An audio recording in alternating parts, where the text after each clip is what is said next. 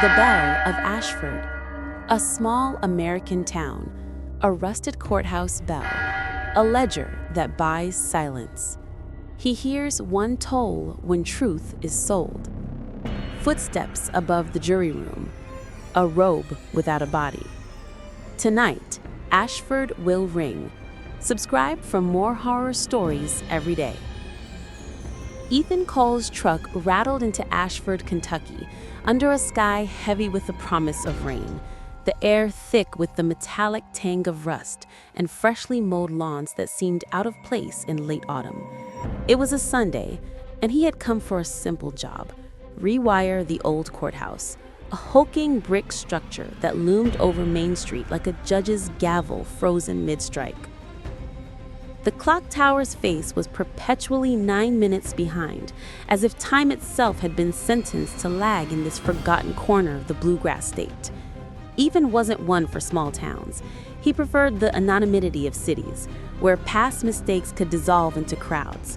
But after the incident in Louisville, the one he never spoke of, involving a faulty circuit that sparked a fire and cost him everything, he needed the work. Ashford's ad promised steady pay and solitude, which suited him fine. He parked outside the courthouse, its facade weathered by decades of neglect, green patina streaking the bell tower like veins of forgotten guilt. The bell inside hadn't rung in years. Its rope had been cut long ago, or so the locals said. Ethan grabbed his toolkit and stepped inside, the door creaking like a reluctant confession. The lobby echoed with his footsteps, empty except for Mrs. Whitaker at the clerk's desk, a wiry woman in her 60s with eyes that darted like trapped birds. "You're the electrician?" she asked, her voice a whisper that didn't match her stern posture. "Mind the basement. It's finicky." Ethan nodded, not one for chit-chat, and headed downstairs to the breaker room. The air grew cooler, damper, carrying a faint sense of mildew and something sharper, like old blood. He flipped the main switch, expecting the usual hum of revival. Instead, a single resonant toll echoed through the walls, close, almost intimate, as if the sound had been whispered directly into his ear. Dust sifted from the ceiling rafters, and for a moment, the building seemed to shudder. Upstairs, the clock hands remained stubbornly still, but Ethan felt a pressure in his chest, like an unspoken accusation. Mrs. Whitaker dismissed it when he mentioned it. "Old metal expands in the heat," she said, sliding a file drawer shut with fingers that trembled slightly. Her eyes flicked to the stairs behind the judge's chamber, then away. Ethan decided to investigate. The narrow staircase wound upward, the bulb overhead flickering erratically, casting shadows that twisted like grasping fingers. Gears in the clock mechanism whispered faintly, a sound like teeth grinding in uneasy sleep. At the top, a hatch led to the belfry. He pushed it open, and the space revealed itself, dim, cobweb-laced, with the massive bell hanging motionless, its clapper rusted in place, the severed rope dangling like a noose cut short. The air felt alive, listening, as if the bell were holding its breath. That night at the Ashford Motor Inn, a faded relic with neon signs buzzing faintly, Ethan settled into his room, the hum of the highway distant and lulling. He hadn't told anyone about the belfry hatch, yet as he unpacked, a typed note slid under his door with a hiss like escaping steam. "Leave the clock alone. Stay out of the belfry." His pulse quickened. He yanked the door open, but the hallway was empty, the fluorescent lights humming innocently. Sleep came fitfully, haunted by dreams of a bell tolling once, its echo swallowed by silence. Tuesday brought Nathan Carr, the mayor's son, a slick young man with a handshake that lingered too long, his smile all teeth and no warmth. "Heard you're fixing up the old place," Nathan said, clapping Ethan on the back as they met outside the courthouse.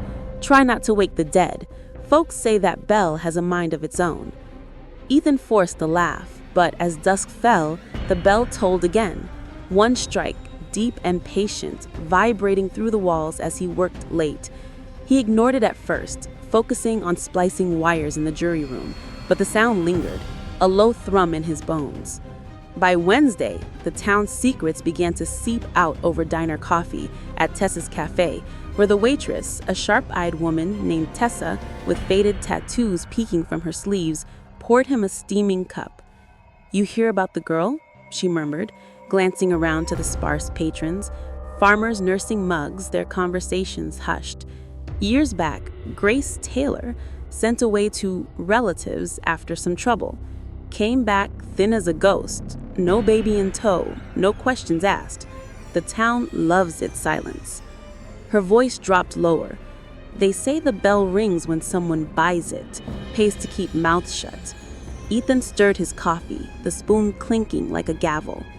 That evening, 2 more notes appeared, one tucked into his toolbox, reading, "You don't know what you're building," and another on his windshield, ink smeared by rain, "When it rings twice, run." As he drove back to the inn, a single office light glowed in the courthouse, though he'd shut off every switch. Through the window, a tall, thin figure paced, more robe than flesh, before vanishing into shadow. Ethan's hands tightened on the wheel, the toll echoing once more in his mind, a solitary knell that promised more. Thursday, he found the hidden attic above the jury room. Rough beams, gray boxes, and a brittle ledger labeled consideration. Names, dates, payments. Next to some, only a slash like a debt carried forward. Nathan Carr's name sat beside another that had been scraped with a blade until the paper thinned. Even traced the groove. The bell gave one slow strike. Ink seeped from the ledger's seam as if it had never dried. Footsteps creaked below in the empty pews and paused under him, listening. He carried the ledger toward the belfry. The trap door resisted as if a hand pressed down. He forced it and raised his camera. The first photo came out black, though the flash had fired. The second caught a robed blur behind the bell, edges rippling like water. The third killed his fully charged battery. Steps climbed. He wedged the hatch with a screwdriver.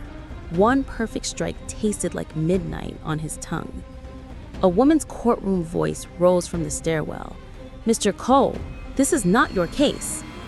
The ledger fluttered open by itself. The scraped name blistered back through the cut. Grace Taylor. Letters swelling from paper like a wound remembering. Somewhere in the courthouse, a lock turned. The feet below shuffled, confused. He descended through the clock loft where dead gears had begun to breathe. The portrait in the judge's chamber had slipped, so the witness chair stared into white, pupil-peeled eyes. In the hallway, the exit sign flickered to a color no exit owns.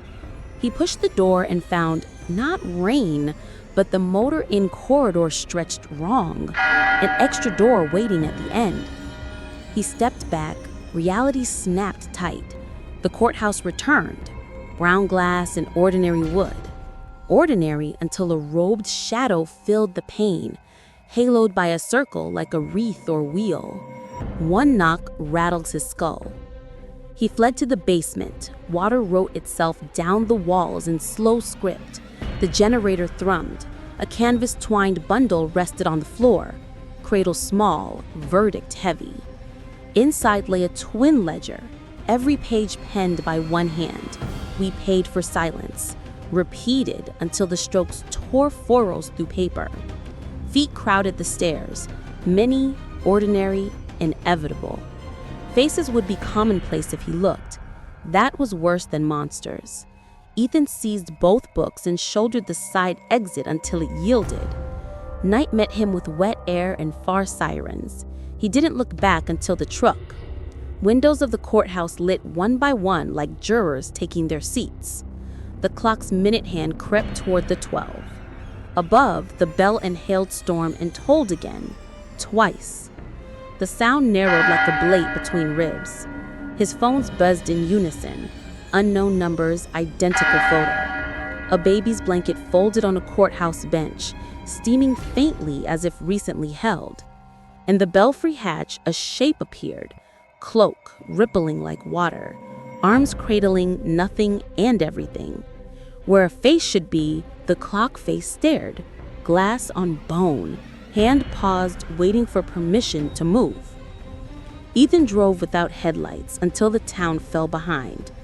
At the county line, one last text arrived: "Just return what is old." He looked at the passenger seat. Both ledges lay there, damp and faintly breathing, as if paper could aspirate. He hadn't placed them there. He hadn't stolen anything that should have belonged to Ashford beyond a truth that should have been free.